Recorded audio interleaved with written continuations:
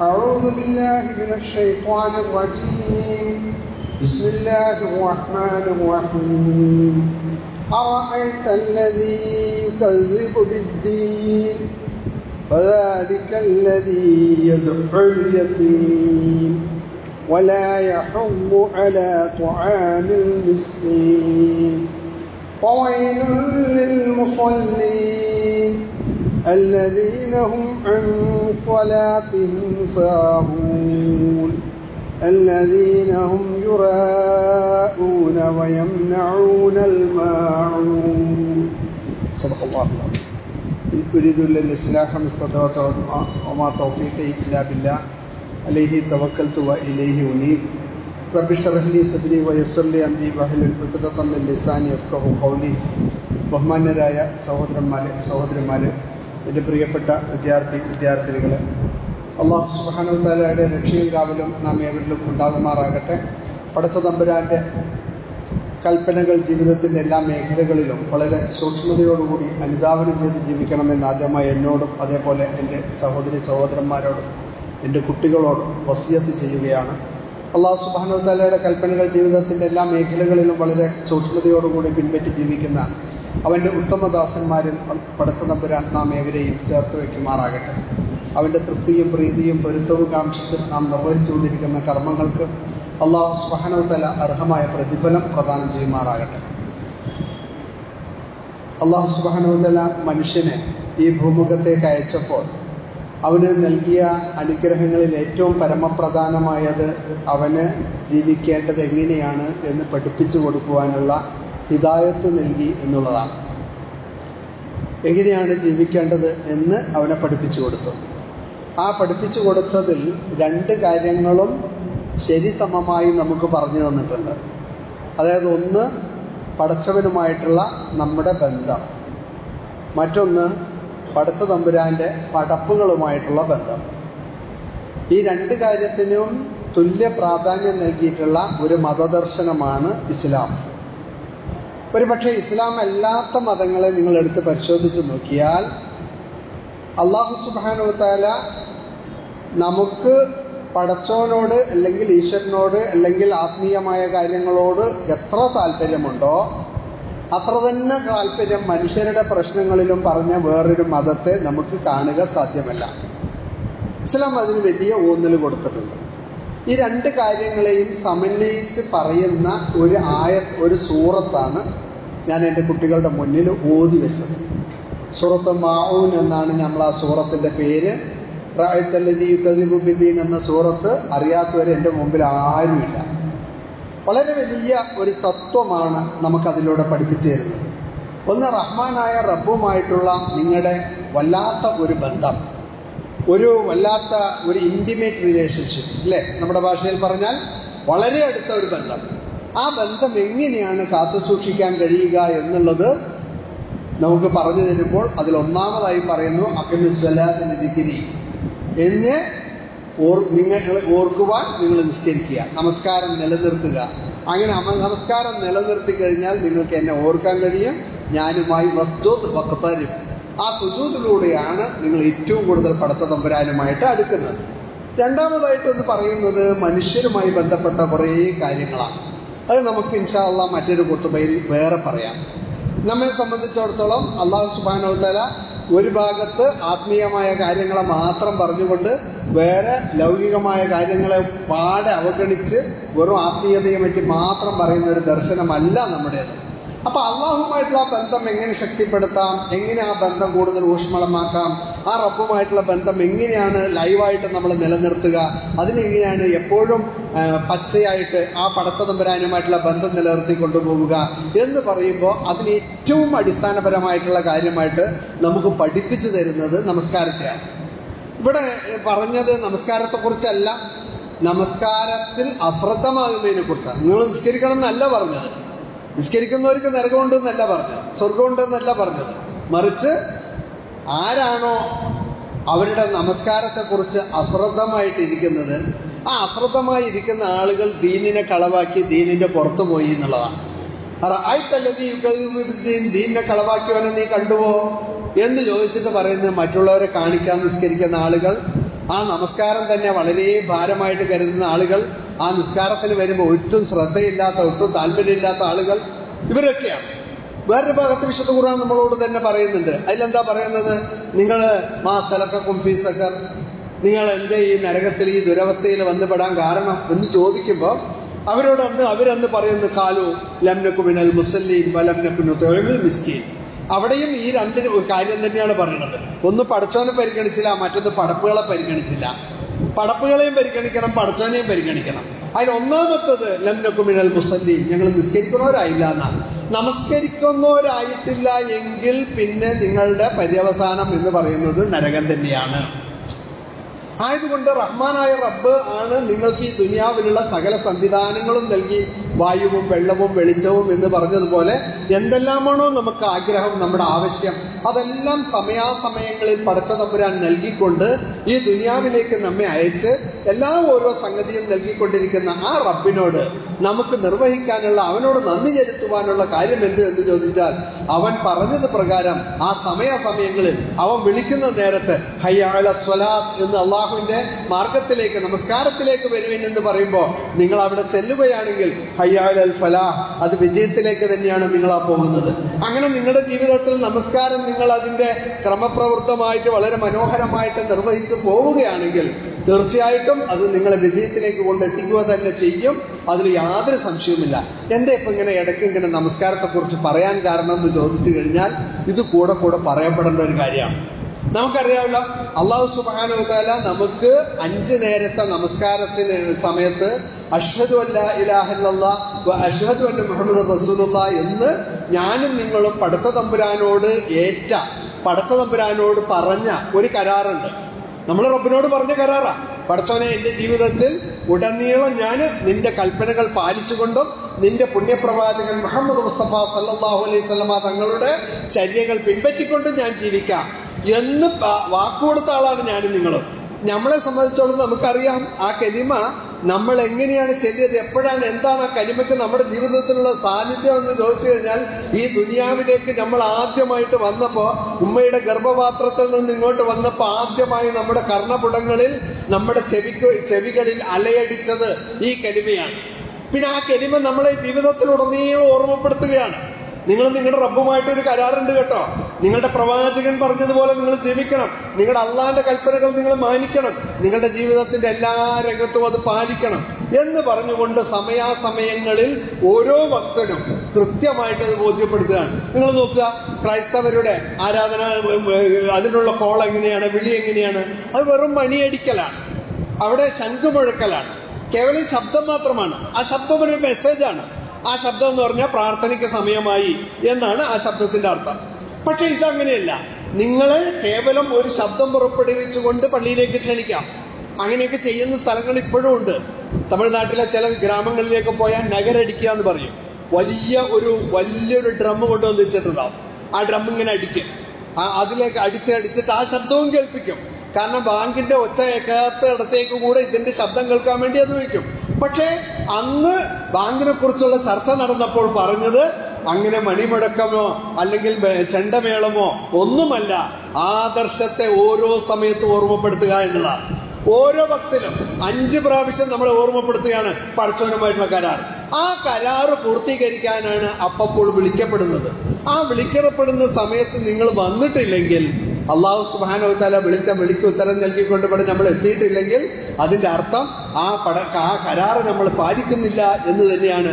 അത്തരം ആളുകളുടെ പര്യവസാനം എന്ന് പറഞ്ഞു കഴിഞ്ഞാൽ നരകത്തിലാണ് എന്ന് നബി സല്ലല്ലാഹു അലൈഹി വസല്ലമ നമുക്ക് പഠിപ്പിച്ചിട്ടുണ്ട്. അതാണ് പറഞ്ഞത്, ഫവൈലുൽ ലിൽ മുസല്ലീൻ അല്ലദീന ഹും അൻ സ്വലാത്തിഹിം സാഹൂൻ. ആ നരകത്തിന്റെ ഏറ്റവും മോശപ്പെട്ട ഒരു ഭാഗം ഒരുപറ്റം ആളുകൾക്ക് വേണ്ടി പടച്ച തമ്പുരാൻ അങ്ങ് നീക്കി വെച്ചിരിക്കുക, റിസർവ് ചെയ്തിരിക്കുകയാണ്. ആർക്കെന്നറിയോ? അവരുടെ നമസ്കാരത്തെ കുറിച്ച് യാതൊരു ശ്രദ്ധയുമില്ലാത്ത ആളുകൾ. ഖദ് അഫ്ലഹൽ മുഅ്മിനൂൻ, ആരാണ് വിജയിച്ച വിശ്വാസികൾ എന്ന് പറയുന്ന കൂട്ടത്തിൽ പറഞ്ഞു വല്ലദീന ഹും അൻ സ്വലാത്തിഹിം ഖാശിഊൻ, അവരുടെ നമസ്കാരത്തിൽ ശ്രദ്ധയുള്ളവരാണ്. അതേപോലെ തന്നെ അവരുടെ നമസ്കാരത്തിൽ സൂക്ഷ്മതയുള്ളവരാണ്. ഈ സൂക്ഷ്മതയും ശ്രദ്ധയുമുള്ള ആളുകൾക്ക് വിജയമുള്ളൂ, അല്ലാത്തവർക്ക് പരാജയമാണ് എന്ന് നമ്മോട് പറഞ്ഞു തരുന്നു. നമുക്ക് നോക്കുക.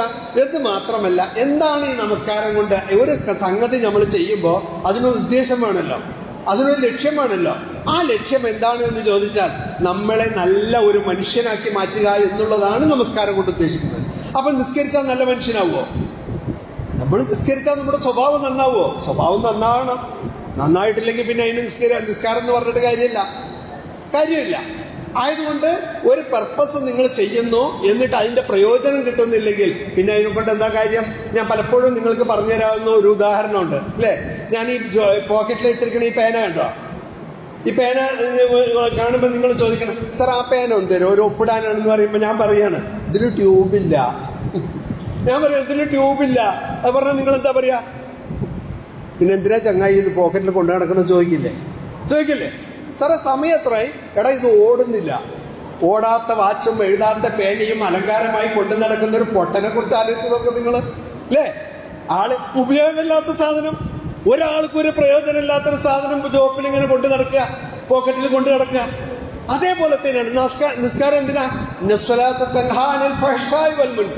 മോശവും മ്ലേച്ഛവുമായ വളരെ വൈകൃതങ്ങളായ ഒരുപാട് ദുസ്വഭാവങ്ങളിൽ നിന്ന് നിങ്ങളെ തടയുന്നതാകണം നിസ്കാരം. നിങ്ങൾ നിസ്കരിക്കുകയും ചെയ്യുക, മോശപ്പെട്ട സ്വഭാവവും ചെയ്യുക. നിങ്ങൾ നിസ്കരിക്കുകയും ചെയ്യുക, വളരെ വൃത്തികെട്ട ഒരാളാവുകയും ചെയ്യുക. നിങ്ങൾ നിസ്കരിക്കുകയും ചെയ്യുക, അതോടൊപ്പം മോശം വർത്തമാനവും പറയുക. അങ്ങനെ ഏതെങ്കിലും അർത്ഥത്തിലുള്ള വൈകൃതങ്ങൾ, ഏതെങ്കിലും അർത്ഥത്തിലുള്ള സ്വഭാവ വൈകല്യങ്ങൾ അതെല്ലാം പേറി നടക്കുകയാണെങ്കിൽ നിങ്ങളുടെ നിസ്കാരം കൊണ്ട് ഒരു പ്രയോജനവുമില്ല, യാതൊരു പ്രയോജനവുമില്ല എന്നാണ് നബി സല്ലല്ലാഹു അലൈഹി വസല്ലമ നമുക്ക് വിശുദ്ധ ഖുർആനിലൂടെയും ഹദീസിലൂടെയും നമുക്ക് പഠിപ്പിച്ചു തരുന്നത്. ആയതുകൊണ്ട് ഇൻഷാ അല്ലാഹ് നമ്മെ സംബന്ധിച്ചിടത്തോളം ആ നമസ്കാരത്തിൽ ശ്രദ്ധയുണ്ടാവുക എന്നതോടൊപ്പം തന്നെ ഞാനൊരു നിസ്കാരക്കാരനാണ്, ഞാൻ ഒരിക്കലും ഇങ്ങനെ ആയിക്കൂടാ എന്നുള്ള ശക്തമായ ഒരു അവബോധം കൂടെ നമുക്ക് ഉണ്ടായിരിക്കേണ്ടതുണ്ട്. നമുക്കറിയാമല്ലോ, നമ്മുടെ നാട്ടിൽ എന്തൊക്കെയോ തെറ്റ് ചെയ്യുന്ന ആളുകളെയൊക്കെ പിടിക്കാറുണ്ട്. പിടിച്ചു നോക്കിയാലും നിസ്കാരത്തഴമ്പ് കാണാം. ചങ്ങായിക്ക് നിസ്കാരത്തഴമ്പുണ്ട്, താടിയുണ്ട്. പക്ഷെ ഈ നിസ്കാരത്തഴമ്പും താടിയുമൊന്നും ഇവനെ എന്തെന്ന് തടുത്തിട്ടില്ല. ആ മ്ലേച്ഛമായ വൃത്തിയിൽ നിന്ന്, മോശമായ പ്രവൃത്തിയിൽ നിന്ന് അവനെ തടുത്തിട്ടില്ല എങ്കിൽ ഇത് കേവലം കെട്ടുകാഴ്ചയാണ്, കേവലം കൊണ്ടു നടക്കലാണ്, വേഷക്കെട്ടാണ്, അല്ലാതെ വേറൊന്നുമല്ല. അങ്ങനെയുള്ളൊരു സാധനം നിങ്ങൾക്ക് വേണ്ട. അങ്ങനെ കാണിച്ചു കൂട്ടാൻ വേണ്ടിയിട്ടുള്ള ഒരു സാധനം, യുറാഊന, ആളുകളെ കാണിക്കാൻ വേണ്ടിയുള്ള നിസ്കാരം, അങ്ങനെ ഒരു നിസ്കാരം നിങ്ങൾക്ക് യഥാർത്ഥത്തിൽ വേണ്ടതില്ല എന്ന് തന്നെയാണ്. അത്തരം ആളുകൾക്കാണ് ഫവൈലുൽ മുസല്ലീൻ, നരകത്തിന്റെ അടിത്തട്ട് എന്ന് പറയുന്നത് അത്തരം ആളുകൾക്കാണ് എന്ന് അല്ലാഹു സുബ്ഹാനഹു വ തആലയുടെ പ്രവാചകൻ സല്ലല്ലാഹു അലൈഹി വസല്ലം പറഞ്ഞു തന്നിരിക്കുന്നു. കുട്ടികൾ, നിങ്ങളിപ്പോൾ മദ്രസയിൽ പഠിക്കാറുണ്ടല്ലോ. എൻ്റെ മക്കള് മദ്രസയിൽ പഠിക്കുമ്പോൾ അവിടെ ഉസ്താദ് പറഞ്ഞു തരുന്ന ഒരു ഹദീസ് ഉണ്ട്. എന്താണ്? നിങ്ങളുടെ വീട്ടിന് മുന്നിലൂടെ നദി പോകുന്നു. പ്രവാചകൻ സല്ലല്ലാഹു അലൈഹി വസല്ലം മനോഹരമായിട്ട് നമസ്കാരം എങ്ങനെയാണ് ഒരു മനുഷ്യനെ ഉത്തമനാക്കി മാറ്റുന്നത് എന്ന് ഇത്ര മനോഹരമായി പറഞ്ഞ വേറൊരു ഹദീസ് നമുക്ക് കാണാൻ കഴിയില്ല. അതിൽ റസൂൽ സല്ലല്ലാഹു അലൈഹി വസല്ലം പഠിപ്പിച്ചു തന്നെ എങ്ങനെയാ? നിങ്ങളുടെ വീട്ടിന്റെ മുന്നിൽ കൂടെ നദി പോകുന്നു, നമ്മുടെ ഈ ഭാരതപ്പുഴ പോലത്തെ ഒരു പുഴ. ആ പുഴയിൽ ചെന്നിട്ട് നിങ്ങൾ 5 തവണ കുളിക്കുന്നു. എന്നിട്ട് റസൂൽ ചോദിക്കണം, 5 തവണ കുളിച്ചു കഴിഞ്ഞാൽ നിങ്ങളുടെ ദേഹത്ത് വല്ല അഴുക്കും കാണുമോ? ഇല്ല. അപ്പൊ സഹാബികൾ പറഞ്ഞു, ഇല്ല റസൂലേ, ഞങ്ങളുടെ ദേഹത്ത്. അതാണ് നമസ്കാരത്തിന്റെ ഉപമ. അപ്പൊ ഓരോ നമസ്കാരവും നിങ്ങളുടെ ജീവിതത്തിൽ നിങ്ങൾ ചെയ്തു പോയ പാപങ്ങളെ ഇല്ലായ്മ ചെയ്യുന്നു എന്ന് മാത്രമല്ല, കൂടുതൽ പാപങ്ങൾ ചെയ്യാത്ത ആളുകളാക്കി നിങ്ങളെ പരിവർത്തിപ്പിക്കുകയും കൂടെ ചെയ്യുന്നു. ഈ 2 പർപ്പസും ഒരേ സമയം നിർവഹിച്ചു പോകുന്നതാണ് നമസ്കാരം എന്ന് നമ്മൾ തിരിച്ചറിയേണ്ടതുണ്ട്. അപ്പൊ ഞാനൊന്ന് വെറുതെ ഒന്ന് ചോദിച്ചു നോക്കട്ടെ, ഒരാള് വാട്ടർ പ്രൂഫ് ആയിട്ടുള്ള ഒരു ജാക്കറ്റ്, നമ്മൾ മറ്റേ ബൈക്കിലൊക്കെ പോവില്ല, മഴയൊക്കെ കൊള്ളാതെ പോകാൻ വാട്ടർ പ്രൂഫ് ജാക്കറ്റ് ഇട്ടില്ലേ, അങ്ങനത്തെ ഒരു ജാക്കറ്റ് ഇട്ടിട്ട്, അങ്ങനത്തെ ഒരു ഡ്രസ്സ് ഇട്ടിട്ട് അയാൾ കുളിക്കുകയാണ്. അയാളുടെ ദേഹത്ത് അഴുക്ക് പോവില്ല. കാരണം എന്താ? അയാളുടെ ദേഹത്ത് വെള്ളം പറ്റുന്നില്ല, അയാളുടെ ദേഹത്തേക്ക് വെള്ളം പറ്റുന്നില്ല, പിന്നെ എങ്ങനെ അഴുക്ക് പോകാനാ? ഇതേപോലെ നമസ്കാരത്തിനുമുണ്ട് അതിൻ്റെതായ അന്തസ്സത്ത. ആ അന്തസ്സത്തയോടുകൂടി നിങ്ങൾ നിസ്കരിച്ചാൽ മാത്രമേ നിങ്ങളുടെ ശരീരത്തിൽ നിന്ന് പോവുള്ളൂ. ആ നമസ്കാരത്തിലേക്ക് നമ്മളിങ്ങോട്ട് വരുമ്പോൾ ഒതു എടുക്കുന്നിടത്ത് തന്നെ ഉണ്ട്. പ്രവാചകൻ സല്ലല്ലാഹു അലൈഹി വസല്ലം പറഞ്ഞു, ആ ഒതുവിന്റെ അഹ്സനുൽ വുദു, ആ ഒതുവിന്റെ ഏറ്റവും മനോഹരമായ രൂപത്തിൽ നിങ്ങൾ ഒതു എടുത്ത് ഇങ്ങോട്ട് വന്ന് വരുമ്പോ നിങ്ങളുടെ ഒരു കാലടി നിങ്ങളുടെ പാപം പൊറുക്കുമ്പോൾ മറ്റൊരു കാലടി നിങ്ങളുടെ പദവി ഉയർത്തുന്നു. എന്നിട്ട് നിങ്ങൾ നമസ്കാരത്തെ കാത്തിരിക്കുകയാണ്. ആ കാത്തിരിക്കുമ്പോഴൊക്കെ നിങ്ങൾ നിസ്കരിക്കുന്ന കൂലിയാ. ഇപ്പം ഞാനിവിടെ വന്നിട്ട് നിസ്കരിക്കാൻ ഇങ്ങോട്ട് കൊടുത്തിട്ട് നോക്കുമ്പോൾ കുറേ കുട്ടികൾ വന്നിട്ടുണ്ട്. എല്ലാവരും മരത്തിൻ്റെ ചോട്ടിലൊക്കെ ഇങ്ങനെ വട്ടവളഞ്ഞിരുന്ന് വർത്താനം പറയാ. പക്ഷെ എൻ്റെ മക്കൾക്ക് അറിയുന്നില്ല. എന്താ അറിയുന്നില്ല? ഞാൻ ആദ്യം കൊടുത്തിട്ട് ഒന്നാമത്തെ സഫിൽ വന്നിരുന്നു കഴിഞ്ഞാൽ ഒന്നാമത്തെ സഫിൽ വന്നിരിക്കുന്ന ആളുകളെ ഞാൻ അഭിനന്ദിക്കുകയാണ്.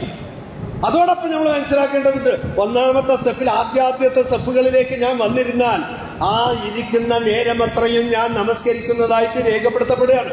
ഇപ്പൊ യഥാർത്ഥത്തിൽ നമ്മൾ എത്ര നേരം നിസ്കരിക്കുന്നത്? 5 മിനിറ്റ്.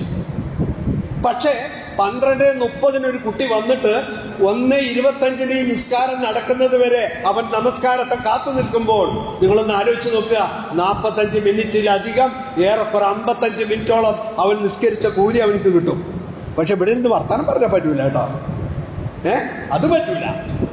നിസ്കരിക്കണം, വന്നിരിക്കണം, തസ്ബീഹും തഹ്മീദുമായിട്ട് അള്ളാഹുവിന്റെ സ്മരണയോട്. ഇത്ര വലിയ ഓഫർ ആർക്കാ കിട്ടുക? ഏത് അമലിനുള്ളത്? അത് നമ്മൾ നഷ്ടപ്പെടുത്തല്ലേ. എന്നിട്ട് അവിടെ ഇവിടെ കറങ്ങി നിന്ന് വർത്തമാനം പറഞ്ഞ് അവിടെ ചുറ്റി ഇവിടെ ചുറ്റി അവസാനം കയറി വരും. പലപ്പോഴും ഇതിനൊക്കെ എന്താ കാരണം എന്നറിയോ? നിങ്ങൾ ചിലപ്പോൾ വീട്ടിൽ കണ്ടതും അങ്ങനെയായിരിക്കും അല്ലേ? വീട്ടിലേക്ക് ഉപ്പാൻ്റെ കൂടെയൊക്കെ നിസ്കരിക്കാൻ പോകുമ്പോൾ പല ആളുകളും അങ്ങനെയാണ്. ആളുകൾ എന്താ സാഹിബേ കട പൂട്ടിയില്ലേ, എന്ന് വെള്ളിയാഴ്ചയല്ലേ പോണില്ലേ ചോദിക്കുമ്പോൾ ചോദിക്കല്ലോ എന്ന് പേടിച്ചിട്ട് കട പൂട്ടി വരുന്ന നിസ്കരിക്കാൻ വരുന്ന ആളുകളുണ്ട് അല്ലേ? അങ്ങനത്തെ വല്ല വ്യാപാരം ആണോ നമ്മുടെയൊക്കെ? അല്ലല്ലോ. ആണെങ്കിൽ എന്ത് വേണം? ആണെങ്കിൽ അതായിരിക്കും നമ്മൾ കണ്ടുപിടിക്കുക. പക്ഷെ നമ്മുടെ സ്കൂളിൽ നിന്ന് പഠിപ്പിക്കുന്ന എങ്ങനെയാന്ന് വെച്ചാൽ കൃത്യമായിട്ട് ഈ സമയത്ത് നേരത്തെ, ആ നമസ്കാരത്തിന്റെ സമയത്ത് നേരത്തെ ഒന്നാമത്തെ സഫിൽ ആദ്യം അതിന് ആരുടെയും പ്രേരണ വേണ്ട. ആരും അവിടുന്ന് നിങ്ങളെ മിരട്ടേണ്ടതില്ല, നിങ്ങൾ ഓടിച്ചു വിടേണ്ടതില്ല, വടിയെടുക്കേണ്ടതില്ല, ശകാരിക്കേണ്ടതില്ല, ശബ്ദം ഇടേണ്ടതില്ല. നിങ്ങൾ സ്വയം പ്രേരിതരായിട്ട് വരണം. അതെങ്ങനെയാണെന്നറിയോ? ഒരു വിശ്വാസിക്ക് തോന്നണം, ഞാൻ പള്ളിയിലേക്ക് പോയി. ഇത് വലിയ ആളുകൾക്കും ബാധകം കേട്ടോ. 12:45 12:30 തന്നെ സ്ഥാപനം വിട്ടുകഴിഞ്ഞാൽ ഡ്രൈവർമാരായിട്ടുള്ള ആളുകളുണ്ട്, അതേപോലെയുള്ള ജീവനക്കാരുണ്ട്. ആ ജീവനക്കാരായ പല ആളുകളും ഇതേമാതിരി വളരെ താമസിച്ചാണ് വരുന്നത്. അവർക്കൊക്കെ ഈ ഇസ്ലാമിക സ്ഥാപനമാണിത്. ഈ സ്ഥാപനത്തിൽ അവർക്ക് ഫ്രീഡം കൊടുത്തിരിക്കുക. 12 ആകുമ്പോഴേക്കും നിങ്ങൾ വരാനും ഇവിടെ നിൽക്കാനും നിസ്കരിക്കാനും ഒക്കെ. പക്ഷെ അവസാനം എല്ലാം ആടിപ്പാടി വരുന്ന കുറെ ആളുകളെ കാണുമ്പോൾ നിങ്ങളെ കണ്ടുകൊണ്ട് ഈ കുട്ടികൾ പഠിക്കുകയാണ്. അങ്ങനെ അധ്യാപകർ വരുന്നുണ്ടെങ്കിൽ അധ്യാപകരെ, അങ്ങനെ സ്റ്റാഫുകൾ വരുന്നുണ്ടെങ്കിൽ സ്റ്റാഫുകളെ, അങ്ങനെ രക്ഷിതാക്കൾ വരുന്നുണ്ടെങ്കിൽ രക്ഷിതാക്കളെ, അങ്ങനെ പബ്ലിക് വരുന്നുണ്ടെങ്കിൽ പബ്ലിക്. നിങ്ങൾ മോശപ്പെട്ട ഒരു തെർബിയത്ത്, മോശപ്പെട്ട ഒരു സംസ്കാരം മറ്റുള്ള ആളുകൾക്ക് പഠിപ്പിക്കുന്നതിന്റെ കുറ്റം കൂടെ നിങ്ങളിൽ വന്ന് ചേരും, യാതൊരു സംശയവുമില്ല. ഇവിടെ നമുക്ക് കൃത്യമായിട്ട് നമുക്ക് പഠിപ്പിച്ചു തന്നിട്ടുണ്ട്. മിമ്പറിലേക്ക് ഖത്തീബ് കയറി കഴിഞ്ഞാൽ മലായികത്തുകൾ കിതാബും മടക്കി അങ്ങ് പോകും, പിന്നെ നിങ്ങൾക്ക് ജുമായില്ല എന്ന് പറഞ്ഞു തന്നിട്ടുണ്ട്. കേട്ടിട്ടുണ്ടോ? എത്രയോ തവണ കേട്ടതാ. പക്ഷെ ഈ കേട്ടതൊക്കെ നീ കൂടെ കേട്ട് അങ്ങോട്ട് വിടാനെന്നല്ലാതെ പടച്ചോനെ മിമ്പറിൽ കയറും, 12:45 മിമ്പറിൽ കയറും, അപ്പോഴേക്ക് അവിടെ എത്തിയിട്ടില്ലെങ്കിൽ എൻ്റെ കുത്തുമ്പ പോകും, എൻ്റെ ചുമായ പോകും എന്ന് പേടിച്ചിട്ട് ഓടി വരുന്ന ഒരാളെ നമുക്കിവിടെ കാണാൻ കഴിയുന്നില്ല. ആ പറഞ്ഞതിന്റെ അർത്ഥം എന്താ? അതൊക്കെ പറയാനുള്ളതാണ്, നമ്മൾ കേൾക്കാനുള്ളതാണ്, നമ്മൾ മാറാനുള്ളതല്ല. നമ്മൾ ഇങ്ങനെ തന്നെയാണ്. അങ്ങനെയുള്ള ഒരു സമൂഹത്തെ പടച്ചോൻ മാറ്റൂല. പടച്ചോൻ വന്നിട്ട് നിങ്ങളെ പടച്ചോനെ ഞങ്ങൾക്ക് ഈമാൻ പൂർത്തിയാക്കിക്കൊണ്ടാ, ഞങ്ങൾക്ക് അങ്ങനെ ആയിക്കൊണ്ടാ, നിങ്ങളായിക്കൊണ്ടാന്നൊക്കെ ദ്വാരുന്നതുകൊണ്ട് മാത്രം നിങ്ങൾ നല്ല മുത്തക്കിയും മൂമിനും ആകില്ല. നിങ്ങൾ മുത്തക്കിയും മൂമിനും ആകണോ? നിങ്ങളാകണം എന്നൊരാഗ്രഹം നിങ്ങൾക്ക് വേണം. ആ ആഗ്രഹത്തിന് വേണ്ടിയുള്ള ശ്രമവും നിങ്ങളുടെ നിന്നുണ്ടാകണം. അപ്പൊ തീർച്ചയായിട്ടും ഇൻഷാ അള്ളാഹ് അതിന് അള്ളാഹു സുബ്ഹാനഹു വ തആല മാർഗം തുറന്നു തരും, അതിന് യാതൊരു സംശയമില്ല. അപ്പൊ ഞാൻ നേരത്തെ സൂചിപ്പിച്ചതുപോലെ ഈ കോട്ടിട്ടിട്ട് വെള്ളത്തിൽ ചാടി കുളിക്കുന്നവന് ശരീരം നനയില്ല എന്ന് പറഞ്ഞതുപോലെ തന്നെ, അതിലേക്ക് വെള്ളം കയറില്ല എന്ന് പറഞ്ഞ പോലെ തന്നെ, നമസ്കാരം എന്താണെന്ന് മനസ്സിലാക്കാതെ, അത് ആരോടാണ് ഞാൻ വർത്തമാനം പറയുന്നതെന്ന് അറിയാതെ, എന്താണ് ഞാൻ റബ്ബിന്റെ മുമ്പിൽ എന്ന് പറയുന്നതെന്ന് അറിയാതെ വെറുതെ അങ്ങനെ വന്ന് നിന്ന് കയ്യും കെട്ടി ഇങ്ങനെ അങ്ങ് പറഞ്ഞു പോയാൽ അതിൽ യാതൊരു പ്രയോജനവുമില്ല എന്ന് നമുക്ക് മനസ്സിലാക്കാൻ കഴിയും. നിങ്ങളൊന്ന് നോക്കുക, ഈ മദ്യത്തെ കുറിച്ചിട്ട്, മദ്യം കുടിക്കുന്നതിനെ കുറിച്ചിട്ട് ഖുർആൻ ഇറങ്ങിയല്ലോ. അപ്പൊ ആ ഇറങ്ങിയ കൂട്ടത്തില് പറഞ്ഞ സംഗതി എന്താണെന്നറിയോ? ഇതുപോലെ സുഖാറ, നിങ്ങൾ മതോന്മത്തരായി, മദ്യപാനികളായി, മത്ത് ബാധിച്ചവരായിട്ട് നമസ്കാരത്തിന്റെ അടുത്ത് പോകരുത്. അതിന് കാരണം എന്താ വെച്ചാൽ നിങ്ങൾ നിങ്ങളുടെ റബ്ബിനോട് എന്താ പറയുന്നത് നിങ്ങൾക്ക് അറിയില്ല. നിങ്ങളുടെ റബ്ബിനോട് വായ്പോദ്യമൊക്കെ പറഞ്ഞളയോ. കാരണം നിങ്ങൾ വെള്ളത്തിലാണ്, വെള്ളത്തിന്റെ പുറത്താണ് നിസ്കരിക്കുന്നത്. മദ്യം എല്ലാം ഘട്ടം ഘട്ടമായി നിർത്തുമ്പോൾ 2 പറഞ്ഞതാ. അപ്പൊ ഞാനും ചോദിക്കട്ടെ, നമ്മൾ ആരും ഇപ്പൊ ഇതിൽ വെള്ളമടിച്ച് നിസ്കരിക്കാൻ വന്നവരല്ല. പക്ഷേ നമ്മൾ എന്താ റബ്ബിനോട് പറഞ്ഞതെന്ന് നമുക്കറിയോ? കള്ളു കുടിച്ചവൻ നിസ്കരിക്കാൻ നിൽക്കുമ്പോ അവൻ എന്താ പറഞ്ഞതെന്ന് അവർക്ക് അറിയില്ല. ആയതുകൊണ്ട് കള്ളു കുടിച്ചിട്ട് വരണ്ടെന്നാണ് ഖുർആൻ പറഞ്ഞത്. അതേപോലെ ഞാനിപ്പോ ചോദിക്കട്ടെ, നമ്മൾ കയ്യും കെട്ടിയിട്ട് അള്ളാഹിനോട് എന്താ പറയണത്? വലിയ വലിയ വർത്തമാനാ പറയണത്. ആ പറയുന്നതിനൊക്കെ പടച്ചോൻ മറുപടി പറയുന്നുണ്ട്. അറിയോ നിങ്ങള്? അൽഹംദുലില്ലാഹി റബ്ബിൽ ആലമീൻ, ദാ എന്റെ അടിമ എന്നെ സ്തുതിച്ചിരിക്കുന്നു. അർറഹ്മാൻ റഹീം, ദാ എന്റെ അടിമ എന്നെ പ്രകീർത്തിച്ചിരിക്കുന്നു എന്ന് പറഞ്ഞ് നിങ്ങൾ ഓരോന്ന് പറയുമ്പോഴും റബ്ബ് മറുപടി പറയുന്നുണ്ട്. നമ്മൾ ആരെങ്കിലും ഓർത്തിട്ടുണ്ടോ? കൈ കെട്ടിയിട്ട് ഇങ്ങനെ ഇങ്ങനെ ഓടിപ്പോകുമ്പോ ചിന്തിച്ചിട്ടുണ്ടോ? ചിന്തിക്കുന്നില്ല. വലിയ വലിയ വർത്തമാനാ പറയണത്. അപ്പൊ ആയതുകൊണ്ട് തന്നെ അല്ലാഹു സുബ്ഹാനഹു തആലയുടെ മുന്നിലാണ്, അവന്റെ മുമ്പിൽ ഒരു മേറാജാണ്, അവന്റെ മുമ്പിൽ ഒരു ഇന്റർവ്യൂ ആണ്, അവന്റെ മുമ്പിൽ ഒരു അഭിമുഖമാണ്, അവന്റെ മുന്നിലാണ് ഞാൻ നിൽക്കുന്നത്, അവനോടാണ് ഞാൻ സംസാരിക്കുന്നത് എന്ന ഒരു ബോധത്തോടുകൂടി, ഉണർവോടുകൂടി നിങ്ങൾ നമസ്കരിക്കുകയാണെങ്കിൽ, ആ ബോധത്തോടുകൂടി നിങ്ങൾ ഒതുവെടുത്ത് ഇതിനകത്തേക്ക് കയറുകയാണെങ്കിൽ തീർച്ചയായിട്ടും നിങ്ങളുടെ പാപങ്ങളെല്ലാം കഴുകിക്കഴിക്കപ്പെട്ട് ആ നേരത്തെ പറഞ്ഞതുപോലെ ആ 5 നേരം കൊളിച്ച ഒരാളുടെ ശരീരം പോലെ നിങ്ങളുടെ ശരീരം മാറ്റപ്പെടുക തന്നെ ചെയ്യും. അതിൽ യാതൊരു സംശയവുമില്ല എന്ന് നബി സല്ലല്ലാഹു അലൈഹി വസല്ലം പറയുന്നു. അപ്പൊ നമുക്കൊന്ന് പരിശ്രമിച്ചു നോക്കണ്ടേ? അപ്പൊ അടുത്ത ആഴ്ച ഇനി ഒരാളും നിങ്ങളെ ഉള്ളിൽ കയറിയിരിക്കെ സഫായിട്ടിരിക്കെ എന്നൊന്നും പറയേണ്ട ആവശ്യമില്ലാത്ത വിധം എത്രയോ ദൂരത്തുനിന്ന് ബസ് കയറി ഈ സ്കൂളിലേക്ക് വരുന്നത് എന്തിനാ? നിങ്ങളുടെ നാട്ടിലൊന്നും സ്കൂളില്ലേ വേറെ? ഈ സ്കൂളിൽ വന്നു കഴിഞ്ഞാൽ ഇന്ന മാതിരി പഠിപ്പിക്കും, ഞങ്ങളുടെ മക്കൾക്ക് ഇന്ന തർബിയത്ത് കിട്ടും. നിങ്ങളുടെ രക്ഷിതാക്കളുടെ ഒരു പ്രതീക്ഷയാണ്. ആ പ്രതീക്ഷയ്ക്ക് ഭംഗം വരുത്തുന്ന രൂപത്തിൽ ഒരു സംസ്കാരം നമ്മളിൽ ഉണ്ടാകാൻ പാടില്ല. അത് നമുക്ക് വെച്ചു പറപ്പിക്കാൻ കഴിയില്ല. കൃത്യമായിട്ട് എത്തണം, നേരത്തെ വന്നിരിക്കണം. ആളുകൾ വൈകിട്ടൊക്കെ വരും, അവരെ നിങ്ങൾ മാതൃകയായിട്ട് എടുക്കണ്ട. നമുക്ക് മാതൃക ആര് എന്ന് ചോദിച്ചാൽ നമുക്ക് മാതൃക പ്രവാചകനാണ്. പ്രവാചകൻ സല്ലല്ലാഹു അലൈഹി വസല്ലം എങ്ങനെയാ പള്ളിയിൽ വരാൻ പറഞ്ഞതെന്ന് വെച്ചാൽ ആ സമയമാകുന്നതിന് മുമ്പ് തന്നെ അങ്ങോട്ട് എത്തിപ്പെടാൻ വേണ്ടിയിട്ട് പഠിപ്പിക്കപ്പെട്ട ഒരു ദർശനത്തിന്റെ ആളുകളാണ് നമ്മൾ. ആയതുകൊണ്ട് ആരുടെയും പ്രേരണയും ഭീഷണിയും അല്ലെങ്കിൽ ഭയപ്പെടുത്തലോ മിരട്ടലോ ഒന്നുമില്ലാതെ ഇൻഷാ അല്ലാഹ് നേരത്തെ എത്തിപ്പെടാൻ നമുക്ക് കഴിയേണ്ടതുണ്ട്. അതിന് സർവശക്തനായ നാഥൻ നമുക്ക് തൗഫീഖ് ചെയ്യട്ടെ.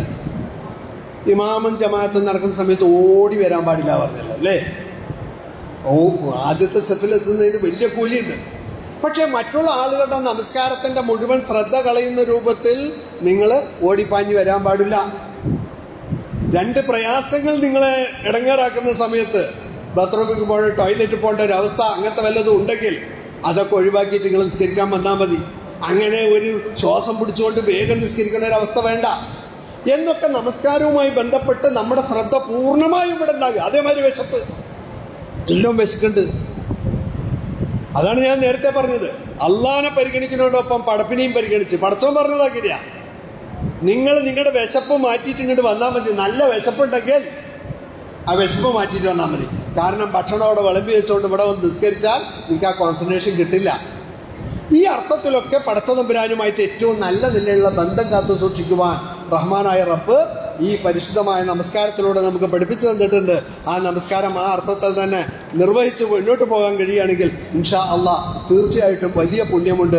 ഇതുമായി ബന്ധപ്പെട്ട കൂടുതൽ കാര്യങ്ങൾ ഇൻഷാ അള്ളാഹ് ഏതായാലും റമദാൻ വരുന്നതിന് മുമ്പ് 1-2 ഖുത്ബകളിലായി ഈ വിഷയങ്ങൾ ഇനിയും പറയാം. നിങ്ങൾക്ക് എക്സാമും മറ്റുമൊക്കെ ഉള്ളതുകൊണ്ട് അല്പം നേരത്തെ തന്നെ നിർത്തുകയാണ്. അള്ളാഹു സുബ്ഹാനഹു വ തആല നമ്മൾ ഈ കേട്ട കാര്യങ്ങൾ ജീവിതത്തിൽ പകർത്തുവാനും അതിന്റെ പ്രതിഫലനങ്ങൾ നമ്മുടെ ജീവിതത്തിൽ കൊണ്ടുവരുവാനും പടച്ചതമ്പുരാൻ നമുക്ക് തൗഫീഖ് പ്രദാനം ചെയ്യുമാറാകട്ടെ.